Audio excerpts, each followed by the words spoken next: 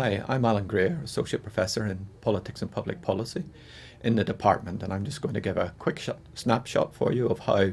issues around the environment and sustainable development are incorporated within the curriculum in politics and international relations. The study of the environment more broadly has always been a key element within the study of politics.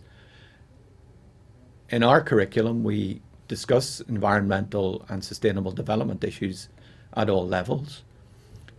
including in the politics of crisis and change at level 1,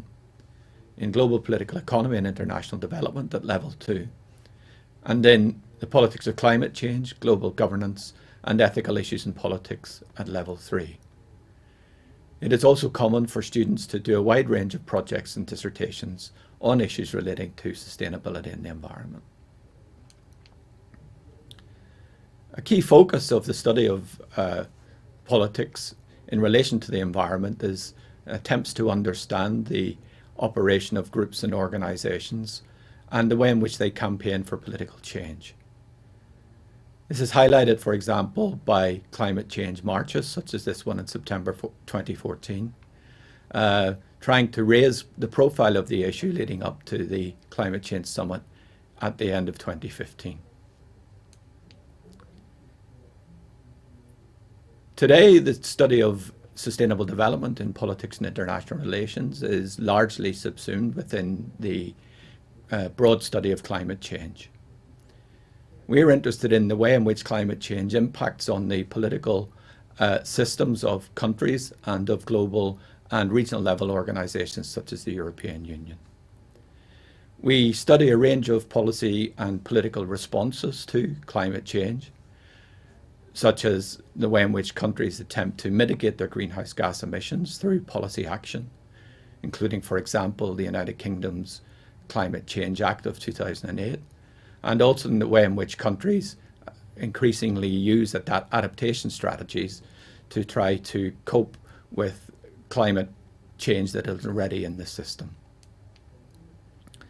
Key focus also of our study in relation to climate change is the analysis of regional and global level organisations. A good example of this is the Alliance of Small Island States, or AOSIS, which has been established for 20 years now in an attempt to draw attention to the problems that climate change will cause for small island countries in both the Pacific and in the Caribbean. This is highlighted, for example, by the AOSIS slogan, 1.5 to stay alive, which they use to try to draw attention to the fact that global warming potentially could increase sea levels to a degree that would make those countries uninhabitable. This was highlighted also by the government of the Maldives when it held a cabinet meeting underwater before one of the climate change summits in order to try to draw attention to the